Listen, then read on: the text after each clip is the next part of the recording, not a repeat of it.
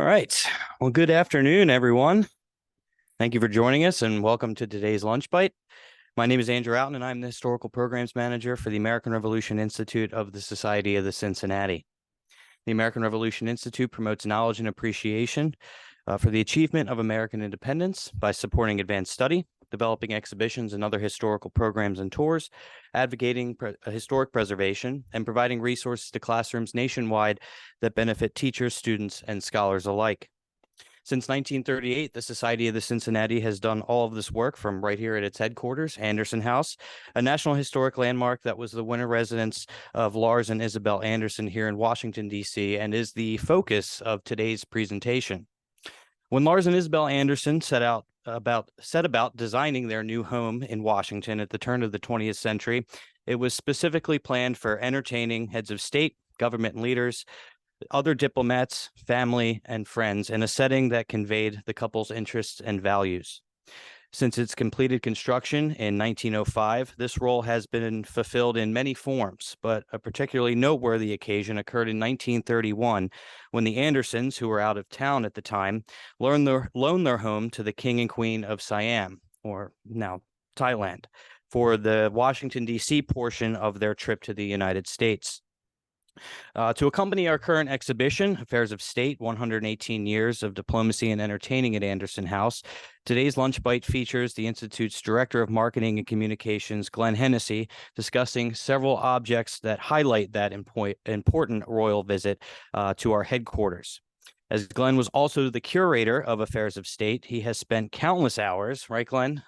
Countless hours digging into many aspects of the history surrounding Anderson House, especially today's topic. So I can assure you all that you are in good and capable hands for the presentation today.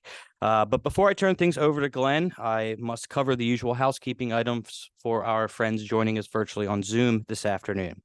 As always, there will be a question and answer sessions following the presentation, so please feel free to submit your questions for Glenn at any point during the presentation, and we will do our best to incorporate them with our live audience questions.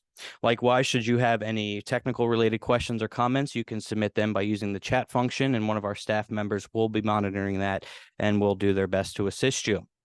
So with that, and without further delay, it is my pleasure to present my colleague, Glenn Hennessy.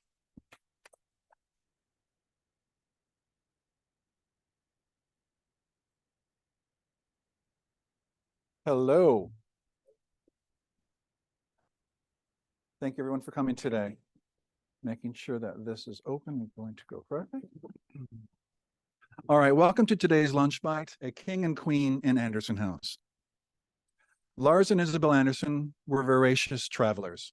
When they departed New York Harbor on January 10th, 1931 for one more world tour, their home in Washington was left closed in the hands of staff, not to reopen before May at the earliest. Yet 16 days into their crossing, the Washington Evening Star ran this article. Oops. King of Siam will stay at Anderson residence. Offer of former U.S. ambassador to Japan for use of home accepted by government. The home of Lars Anderson, 2118 Massachusetts Avenue, will provide royal luxury and comfort to the King of Siam when he pays his official visit here in April. The American government has accepted the offer of Mr. Anderson, former ambassador to Japan, for the king to use the massive home while in Washington. With no official residence for distinguished visitors, the American government borrows homes in Washington for their housing. The Anderson home was used in 1918 by the Belgian War Mission, end quote. They were off by 1 year. The Belgians visited in 1917, which I'm sure all of you know, having already seen our exhibition upstairs. This last-minute royal visit was not on the horizon when Lars and Isabel set sail, but it was soon covered in detail by newspapers across the country.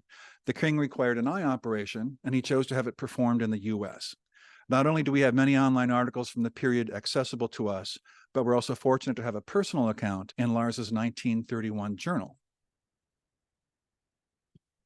This is one of a leather-bound set of 38 volumes recording Lars Anderson's thoughts over 48 years, from 1888 to 1936, an acquisition from 2004 that is an incredible story in itself.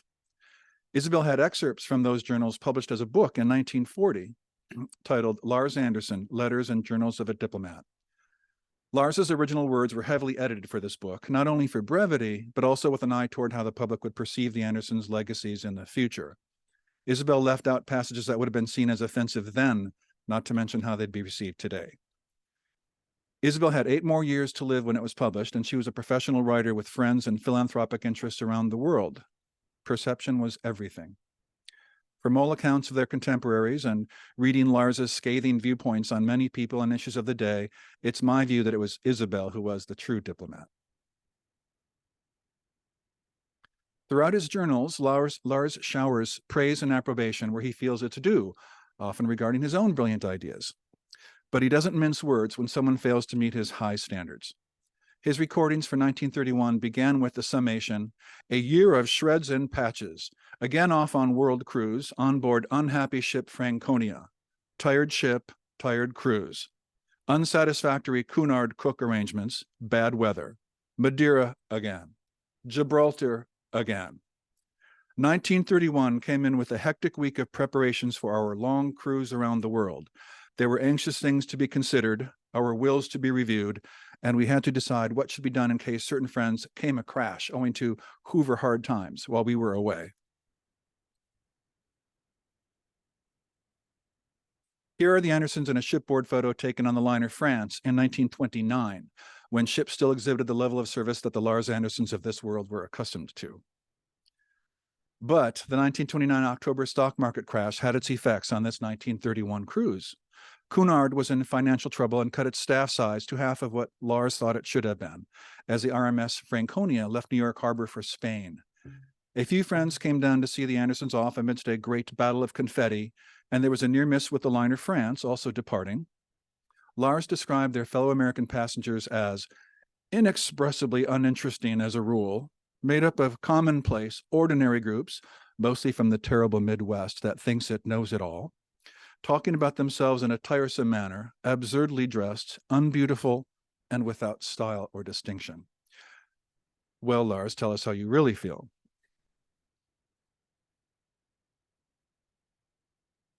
Here is their ship, the RMS Franconia, painted by artist Frank Mason.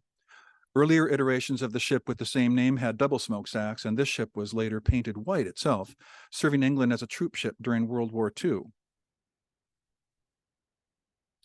The elegant printed brochure for the Franconia Around the World cruise is the epitome of Art Deco design. Here we see the back and front covers.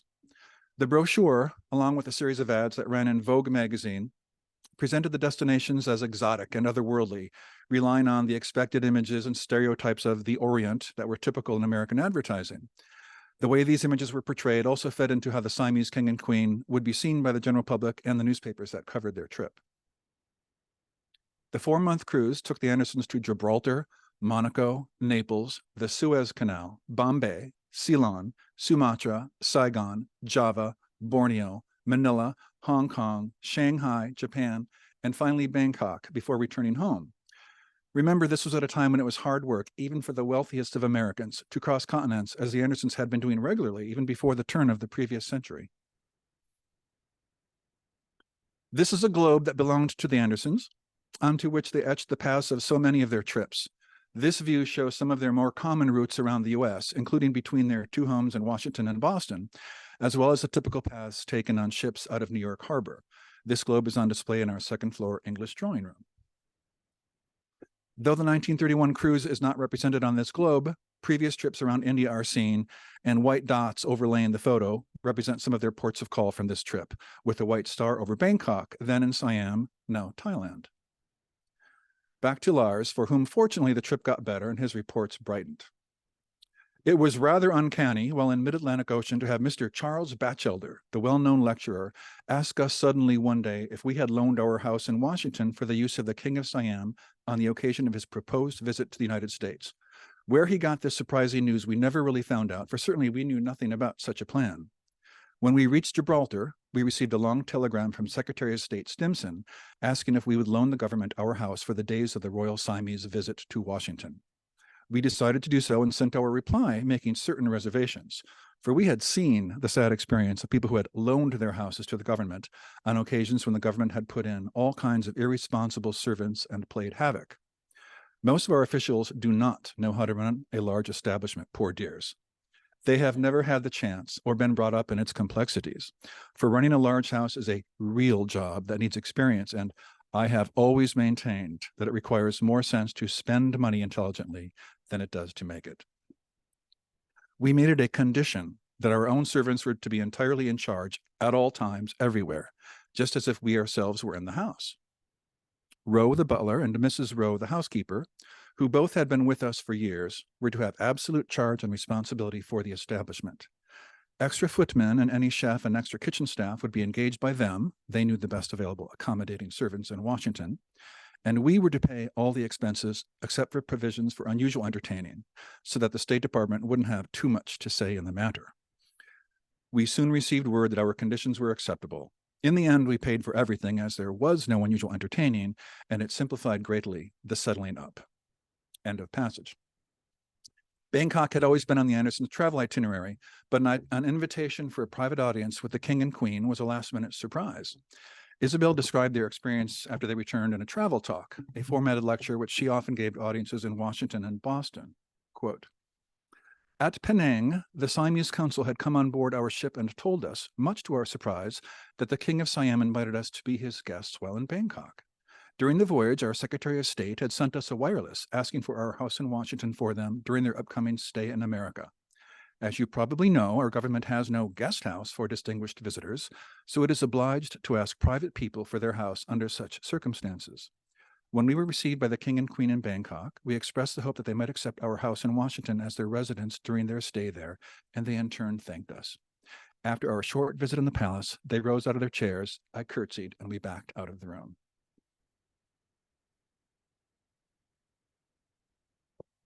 Here is a street view of Anderson House circa 1935.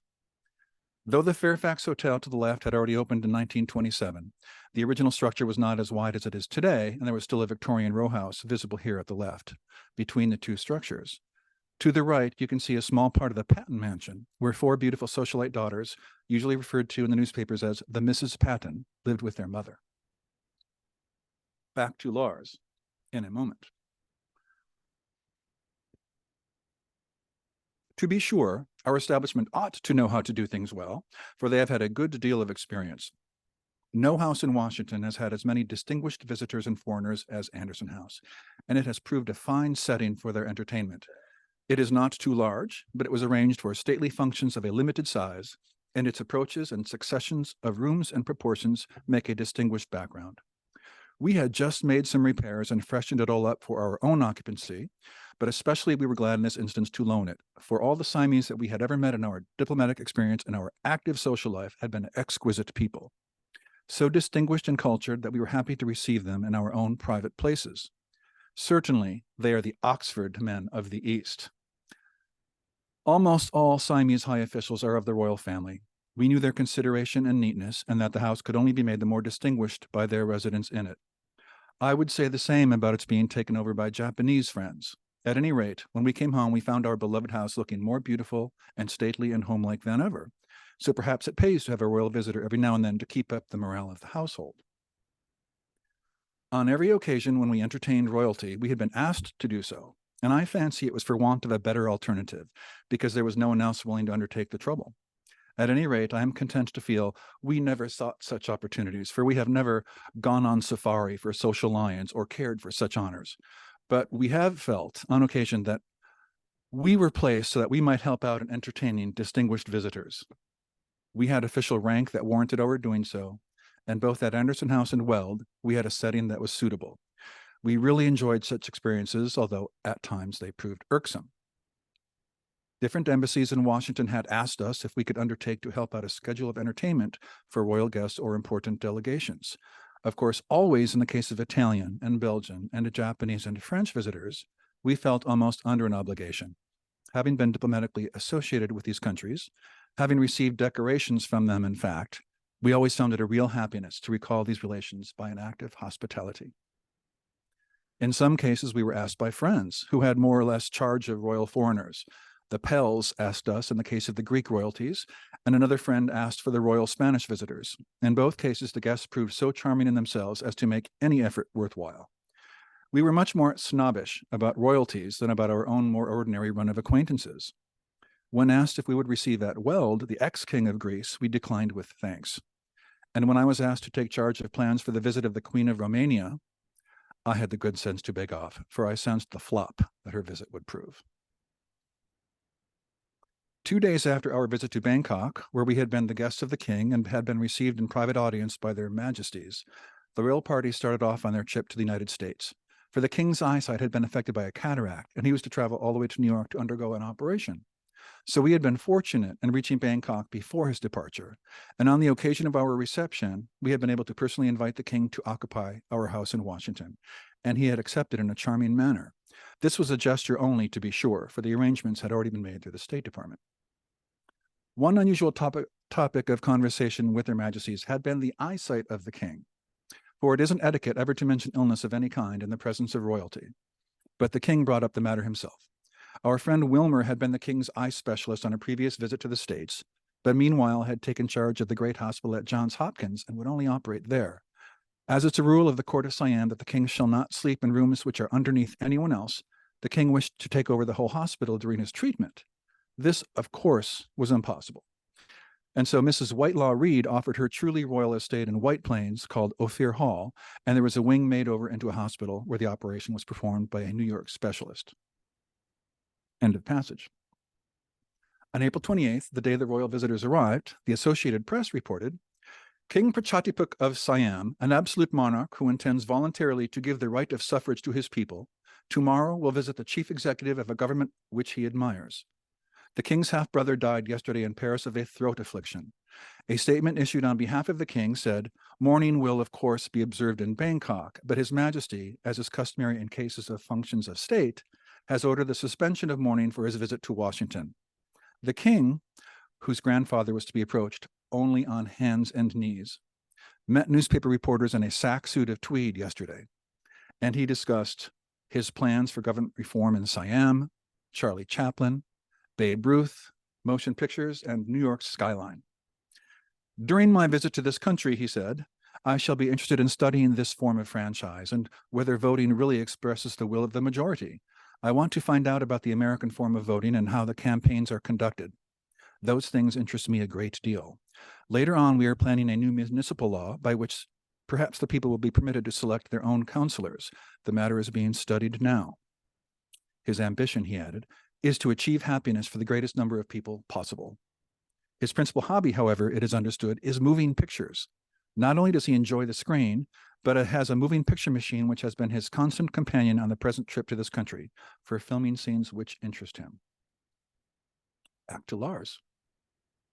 The king was to remain incognito except for the few days in Washington, where he would be a guest of the government, when he would take on the attributes of royalty, and our house became, in fact, a royal residence, part of the kingdom of Siam, with the royal standard displayed from the mast during his occupancy.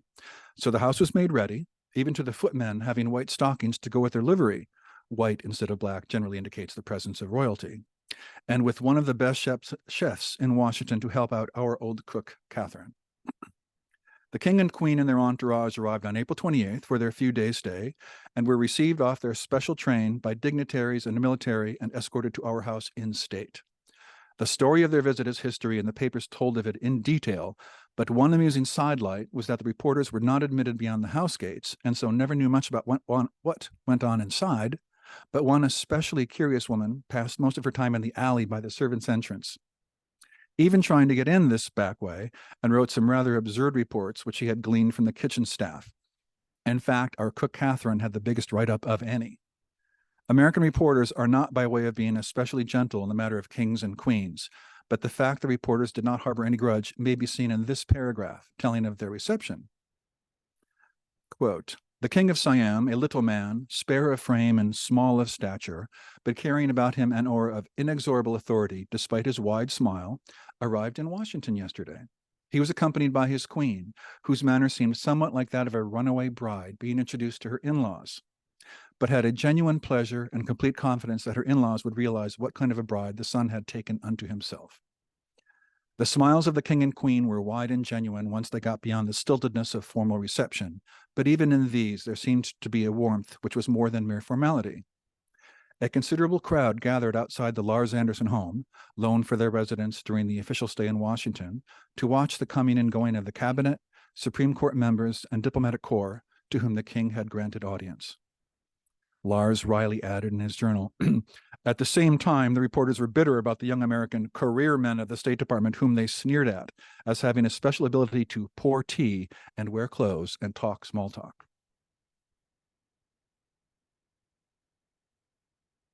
The same article in the Post continued, possibly King Pachadipak and his queen received a shock when they entered the house, for confronting them was a bronze statue of a Buddha.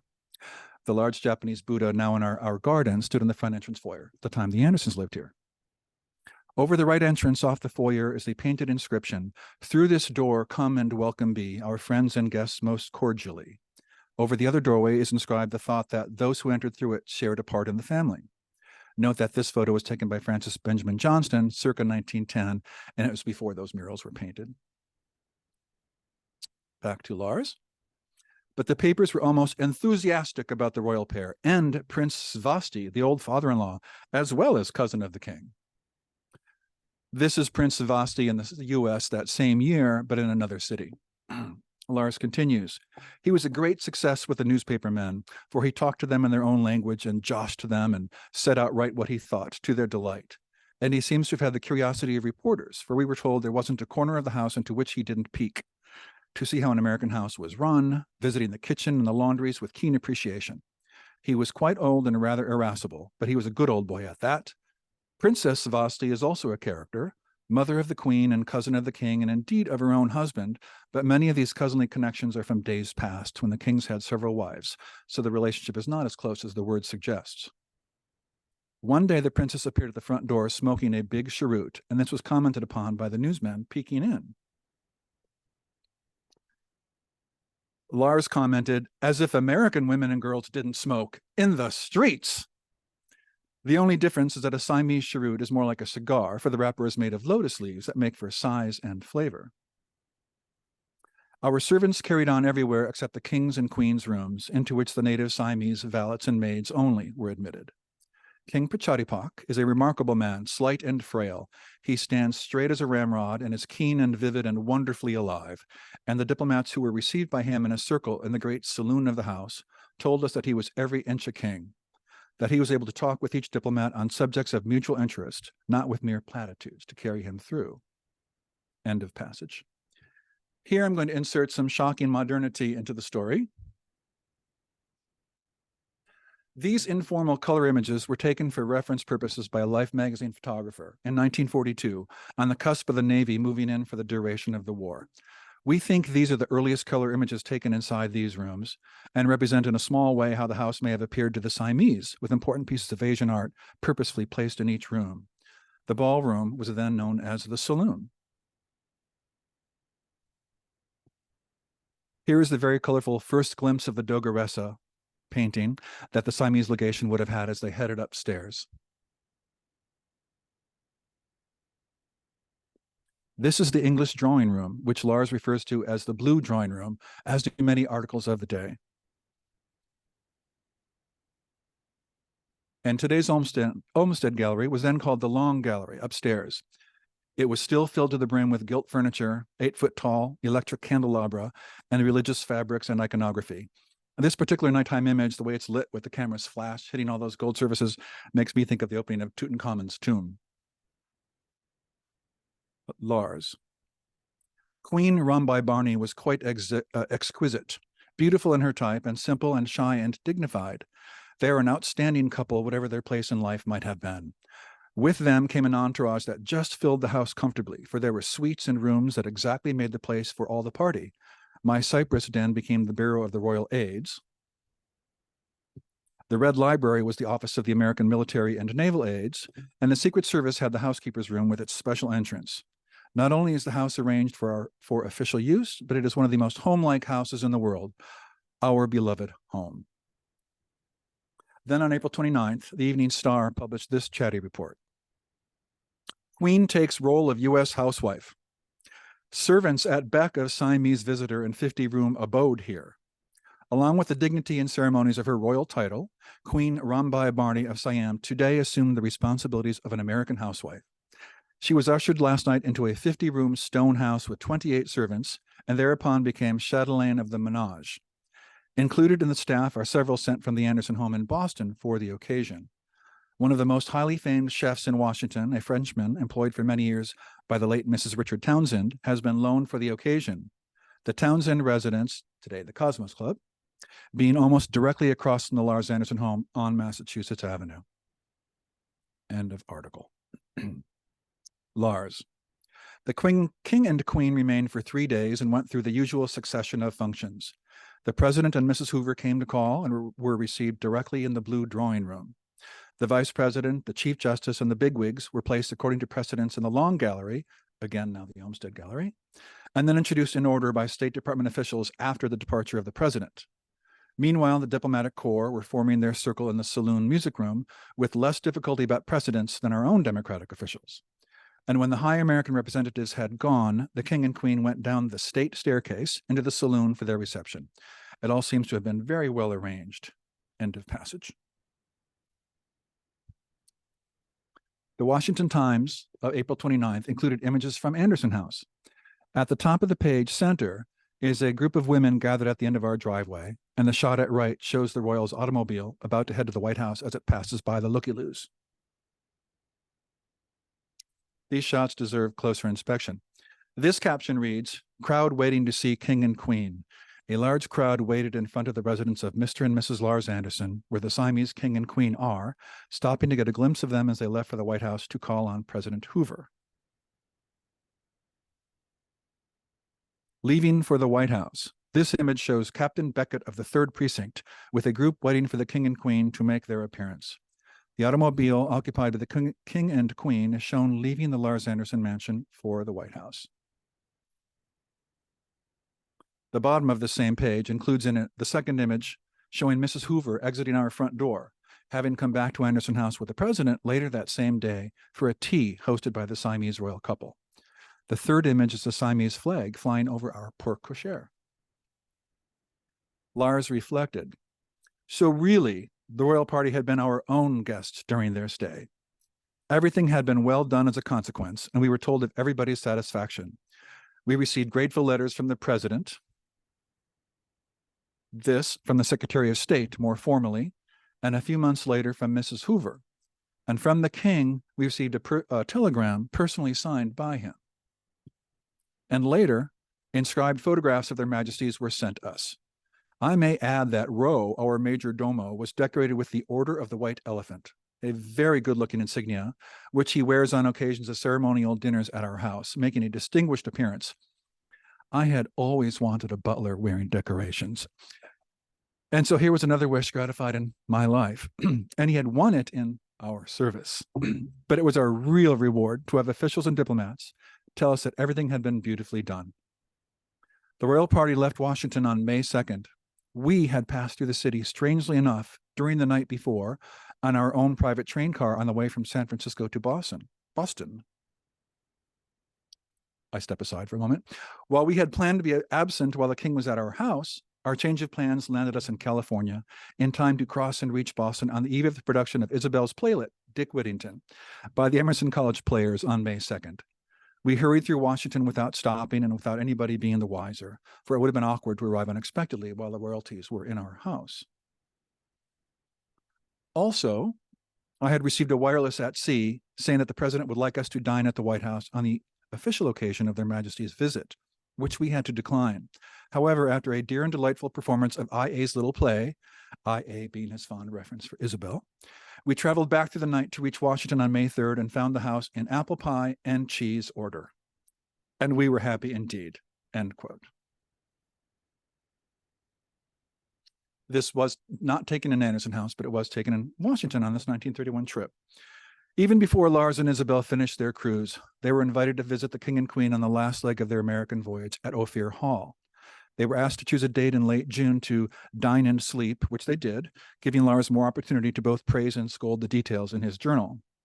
He was apparently afraid the king would ask his opinion on women's suffrage, of which he did not approve, but the subject never came up. And an interesting tidbit is that the king was quite the amateur motion picture buff, filming his own home movies everywhere they went, including while they were inside this house, which Lars refers to in his journals. These films of their own home were shown to the Andersons at Ophir Hall after dinner. We haven't had time to do much research into whether these home movies still exist, but if any of you history sleuths want to help us out, we'd be thrilled to see this vintage footage. I'd also like to mention two more recent events with our friends from now Thailand. In August of 1941, one of the very first diplomatic dinners given after the house became society headquarters was a white tie event hosted by the Minister of Thailand and his wife that included the Mexican ambassador. And on June 30th of this year, we were proud to host the Thai embassy as they celebrated 190 years of diplomatic relations with the United States. And with that, I'll try my best to answer any questions and then show those who are in the room the few items we have here on the table that aren't included with the others in the exhibition upstairs. Thank you.